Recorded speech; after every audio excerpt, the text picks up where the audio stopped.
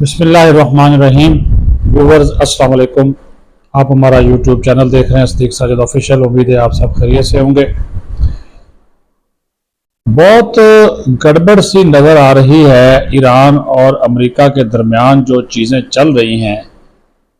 वो कहा जा रहा है कि जो हमें बताया जा रहा है वो कुछ और है, जो अंदर हो रहा है वो कुछ और है। उसकी हकीकत आपके सामने रखेंगे। फिर ये जो बन्नू में गुज़श्ता दिनों परसों जो चेक पोस्ट पे हमला हुआ, पुलिस चेक पोस्ट पे, जिसमें 15 जवान शहीद हो गए, इसके ताने बाने भी अफ़गानिस्तान से मिले हैं। और अब बड़ी खबर ये है कि पाकिस्तान अफ़गानिस्तान के ख़िलाफ़ इस वाक़े के बाद जवाबी कार्रवाई करने जा रहा है। जहाँ से हमला किया गया उसकी इंफॉर्मेशन हमें मिल गई है। जिन ठिकानों से ये ऑपरेट किया गया उसके बारे में इंफॉर्मेशन मिल गई है। तो ऑपरेशन ग़ज़ब-उल हक़ आपको पता है कि जारी है। तो उसी के तहत ये बड़ी कार्रवाई जो है, जवाबी कार्रवाई, वो किसी भी वक्त कर दी जाएगी। और उसके बाद जनाब आपको ये भी बता दें कि बजट की तैयारियां ज़ोरों शोर से जारी हैं। बजट 2026-27 और अगले माह बजट आ जाएगा कौमी असम्बली में। और आप क्या कहते हैं, सब्र का दामन, बल्कि सब्र का प्याला पी लें। मेरे और आपके लिए, आम आदमी के लिए कुछ नहीं है सिवाय टैक्सों की भरमार के। ये हदफ पूरा कर दें, ये हदफ पूरा कर दें, ये कर दें, ये मनसूबा वो मनसूबा, अवाम के लिए उसमें कुछ नहीं है। ये आपको बता दें, पहले से बता दें। और ये सहारा लेंगे, जंग लग गई और ये ईरान अमेरिका की जंग लग गई, मईशत ख़राब होगी, इसका वो सहारा लेंगे, ये आपको बता दें। फिर कुछ खबरें हैं कि जनाब जो हमारे नायब वज़ीर आज़म इसहाक़ डार साहब और वज़ीर ख़ज़ाना औरंगज़ेब साहब, उनकी आपस में नहीं बन गई।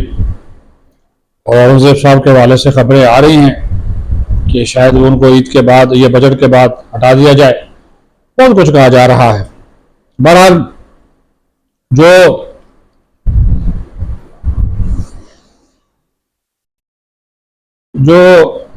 अमरीकी तजावीज़ आई थी सामने, उसका जवाब ईरान ने दे दिया। और ट्रंप ने कहा कि मैं इन जो तजावीज़ हैं इसको मैं रद्द करता हूँ, ये नाकाबिल कबूल हैं। ईरान ने कहा जी ठीक है आप कर दें, हम जंग के लिए तैयार हैं। उसने कहा जी फिर जंग करनी पड़ेगी। तो ये मसला बना हुआ है। अब फिर ट्रंप साहब एक ट्वीट करेंगे कि चूँकि ये पाकिस्तान के ज़रिए आई हैं तजावीज़, तो लिहाजा मैंने पाकिस्तान की बात मान ली है। ये अजीब बात है कि हर हफ्ते के शुरू में, आज सोमवार है, हफ्ता शुरू हो गया, ईरान और अमेरिका एक दूसरे के खिलाफ सख्त बयान देते हैं और हफ्ते के आखिर में दोनों ठंडे हो जाते हैं। इन दोनों के बयानात की वजह से तेल की कीमतें, सख्त बयान आता है, तेल की कीमतें ऊपर चली जाती हैं, और जब मुफाहमत वाला बयान आता है तेल की कीमतें नीचे आ जाती हैं। तो लग ये रहा है कि दोनों पिंग पोंग खेल रहे हैं एक दूसरे के साथ, और फ़ायदा जो है वो ट्रंप जैसे बिजनेसमैन और उनके हामी जो हैं वो उठा रहे हैं। ये भी आपको बता दें। ज़ाहिर है उनको फ़ायदा होता है, जो तेल का कारोबार करते हैं उनको तो 1 सेंट भी बढ़ जाए अरबों खरबों डॉलर का फ़ायदा हो जाता है। तो इससे ईरानी भी फ़ायदा उठाते होंगे, अमेरिकन भी उठाते होंगे। आज आप देख लेना, जैसे ही डोनाल्ड ट्रंप का बयान आया कि हम इसको मुस्तरद करते हैं, ये नाकाबिल कबूल है, फिर जंग की धमकी, तो ईरान ने भी जंग की धमकी दे दी। ईरान ने भी कहा कि ठीक है जी, ये घोड़ा और ये मैदान दोनों हाजिर हैं, जैसे आप कहते हैं वैसा कर लेंगे। सूरत हाल अब ये बन गई है कि हमारे जो आर्मी चीफ हैं फील्ड मार्शल सैयद आसिम मुनीर साहब, वो जनाब पैगाम रसानी का किरदार दोनों तरफ से अदा कर रहे हैं। और उन्होंने ईरानी तजावीज़ अमेरिका तक पहुँचाई, अमरीकी जवाब फिर ईरान तक पहुँचाया। वज़ीर आज़म ने भी इसकी तस्दीक कर दी। कुछ 14 नुकाती प्लान है ईरानी मीडिया के मुताबिक, जो कि जिसमें जंग का खात्मा है, खलीज हुर्मुज़ में आमदोरफ्त की सलामती पर तवज्जो देना है, اور جو یورینیم افزودگی کا معاملہ ہے اس کے اوپر بات چیت 1 مہینے کے اندر اندر شروع کرنا ہے۔ اور ایک رپورٹ آئی تھی کہ ایران یورینیم افزودگی عارضی طور پر روکنے پہ راضی ہو گیا، لیکن اس رپورٹ کو جو کہ وہ رپورٹ تھی وال اسٹریٹ جرنل کی، اس کو رد کر دیا ایرانی حکام نے۔ تو یہ چیزیں چل رہی ہیں۔ تو یہ بھی میں آپ کو بتاؤں کہ یہ جو پنگ پونگ چل رہا ہے اس کا جو فائدہ ہے یہ ایرانی اور امریکن دونوں جو ہیں وہ اٹھا رہے ہیں، دونوں طرف کے جو بزنس مین ہیں وہ اس کا فائدہ جو ہے وہ لے رہے ہیں۔ اب آ جائیں کہ پاکستان کی صورتحال کے حوالے سے ہم تو مارکہ حق کی خوشیاں منا رہے ہیں، لیکن ہماری یہ خوشیاں اس وقت گہنا جاتی ہیں جب مہنگائی بڑھ جاتی ہے، بے روزگاری بڑھ جاتی ہے، غربت کے بڑھنے کے اعداد و شمار ملتے ہیں۔ اس وجہ سے ہم پریشان ہو جاتے ہیں کہ کیا کریں کیا نہ کریں، صورتحال خراب ہے۔ اور اس صورتحال کی خرابی کی وجہ سے اب بجٹ میں بھی عوام پر بوجھ ڈالا جائے گا، بہانہ بنایا جائے گا کہ جناب بجٹ جو ہے مشکل حالات میں بنا رہے ہیں اور ہمارے پاس جو ہے وہ چیزیں کرنے کے لیے نہیں ہیں۔ بہرحال 1500 سے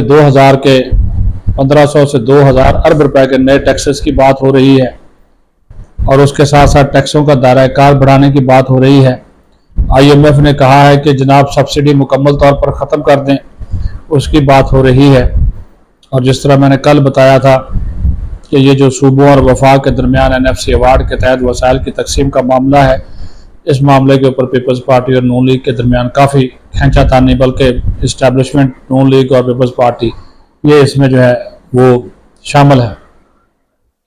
تو اس میں بہت ساری چیزیں جو ہیں وہ آ رہی ہیں، اس میں بہت ساری چیزیں جو ہیں وہ آ رہی ہیں، اور اس میں اگر دیکھا جائے تو آپ کو یہ بھی بتانا ہے کہ جب تک یہ بجٹ تیار ہوگا جو کہ IMF کی ہدایت پہ ہی ہوگا، ہم ان کے بغیر ہل نہیں سکتے، تو پھر عوام کا کچوبر اور بھی نکلے گا۔ اللہ کے فضل و کرم سے یہ جو ہمارے وزیر پیٹرولیم ہے علی پرویز ملک، آج ایک سینٹ کی پیٹرولیم کمیٹی میں فرما رہے تھے دنیا میں یہ ہو گیا، بنگلہ دیش میں یہ ہو گیا، انڈیا کے پاس ریزرو ہیں، ان کی اپنی ریفائنریز ہیں، UAE میں قیمت اتنی پہنچ گئی، ہم نے تو پھر بھی اتنی نہیں بڑھائی۔ جھوٹ در جھوٹ، آپ نے قیمت نہیں بڑھائی، آپ نے تو لے بھی بڑھا دی آپ نے۔ یہ طرح کے معاملات چل رہے ہیں، اور صورتحال جو ہے وہ کافی خراب ہوتی جا رہی ہے۔ اس وجہ سے میں نے کہا کہ ابھی سے آپ صبر کا پیالہ پی لیں، کیونکہ یہ بجٹ جو ہے وہ بہت زیادہ ہمارے لیے کوئی خوشخبری نہیں لائے گا۔ ہاں سرکاری ملازمین کو ہو سکتا ہے 10% 7% کوئی ریلیف دے دیں۔ مہنگائی اس وقت مجموعی طور پر جو مہنگائی بڑھ چکی ہے وہ 16% بڑھ چکی ہے، مجموعی مہنگائی جس کو یہ سنگل ڈیجٹ پر لے آئے تھے، تو اس کو اگر اعتبار سے بڑھائیں تو 16% تو کم از کم تنخواہیں بڑھانا بنتا ہے نا۔ بہرحال دیکھتے ہیں کہ اس پہ کیا کرتے ہیں۔ ابھی آ جائیں اس کے اوپر جناب، یہ جو بنوں میں ہوا پولیس کے اوپر حملہ، اس کی انویسٹیگیشن کی گئی سلامتی کے اداروں نے، انٹیلیجنس اداروں نے، تو پتہ چلا کہ اس کے اندر بھی افغانستان ملوث ہے۔ جو خودکش حملہ آور آئے تھے افغانستان سے آئے تھے، وہیں سے تربیت لی، اور یہ ظاہر ہے پاک افغان بارڈر کے نزدیک ایریا ہے، اور افغان طالبان ان کو پناہ دے رہے ہیں۔ ہمارے بار بار کہنے کے باوجود یہ قلعدم تحریک طالبان کو روکنے میں ناکام رہے، فتنہ الخارج اور فتنہ الہندوستان کو۔ بہرحال آج افغان ناظم الامور کو طلب کیا گیا، دفتر خارجہ میں احتجاج کیا گیا، احتجاجی مراسلہ تھمایا گیا، اور یہ بات بتا دی گئی ہے کہ اس کا بدلہ لیا جائے گا، جواب دیا جائے گا، اس کو ایسے نہیں جانے دیا جائے گا۔ یہ کلیئر کٹ بات ہے۔ یہ کیا دیا گیا؟ انہوں نے کہا کہ بہت، اور آپریشن غضب الحق آپ کو پتہ ہے کہ جاری ہے، اور افغانستان کے اندر تک یہ کارروائی ہوگی۔ پتہ چل گیا ہے کہ یہ خود کا حملہ آور کہاں سے آئے تھے، کہاں سے ٹریننگ لی، افغانستان کے کس ایریا میں موجود تھے، کون ان کا مائی باپ ہے، کون ان کو آپریٹ کر رہا تھا، ماسٹر مائنڈ کون ہے، ہینڈلر کون ہے، سہولت کار کون ہے، سب تک یہ ہمارے ادارے پہنچ چکے ہیں۔ اور آپ کارروائی دیکھیں گے، جلدی دیکھیں گے، آج دیکھ لیں، کل دیکھ لیں، آپ کو اندازہ ہو جائے گا کہ جن لوگوں نے یہ کیا ہے تو چیف صاحب کا حکم آ گیا ہے کہ ایک بھی سپاہی کا خون رائیگاں نہیں جائے گا، اور انشاءاللہ تعالی جن لوگوں نے یہ کیا ہے وہ اپنے انجام تک جو ہے وہ پہنچائے جائیں گے۔ اب وفاقی کابینہ کے اندر بھی بہت کچھ ہل جل ہے۔ جو نائب وزیر اعظم ہیں اسحاق ڈار صاحب، وہ مختلف ایسی کمیٹیوں کے بھی چیئرمین ہیں جس کا چیئرمین وزیر خزانہ کو ہونا چاہیے تھا لیکن نہیں ہے۔ مثال کے طور پر اشیاء خورونوش کی ایک کمیٹی ہے، اس کے سربراہ اسحاق ڈار صاحب ہیں۔ صنعت و پیداوار اور کوئی لارج اسکیل مینوفیکچرنگ اور دیگر شعبہ جات سے متعلق، اشیاء ضروریہ کی فراہمی سے متعلق، سبسڈی سے متعلق تقریباً کوئی 20 سے زیادہ کمیٹیز ہیں جو کہ فنانس کے اندر آتی تھیں۔ ڈار صاحب اس کے چیئرمین ہیں۔ تو اس کے اوپر بھی جو واقفان حال کہتے ہیں کہ وزیر خزانہ صاحب خوش نہیں ہیں، اور وزیر خزانہ صاحب کی اپنی جو اس وقت وہ کشتی ہے وہ ڈاماڈول ہے، اور کہا جا رہا ہے کہ ہو سکتا ہے کہ یہ جو بجٹ ہے ان کا آخری بجٹ ہو، اور اس کے بعد اس میں ان کو ہٹا کر یا تو پھر ڈار صاحب کو لائیں گے، اور ڈار صاحب لیکن خارجہ مہار پر اچھا کام کر رہے ہیں، تو دوسری جو چوائس ہے وہ علی پرویز ملک کی ہے، تو جو کہ اس وقت وزیر پیٹرولیم ڈویژن ہے۔ تو یہ چیزیں بھی جو ہے وہ چل رہی ہیں اندرون خانہ۔ باقی این ایف سی ایوارڈ 28ویں ترمیم، اس کے اوپر بات ہو رہی ہے، پیپلز پارٹی ابھی تک نہیں مانی۔ کل بھی میں نے اس کے اوپر بھی لاگ کیا تھا، پیپلز پارٹی ابھی تک نہیں مانی۔ کچھ شرائط ہیں، کچھ معاملات ہیں، اور کیونکہ وہ براہ راست معاملہ ہمارے بڑے گھر والوں کے ساتھ بھی ہے، یہاں پہ بھی چیزیں کچھ ایسی چل رہی ہیں جن کو ہم نظر انداز نہیں کر سکتے۔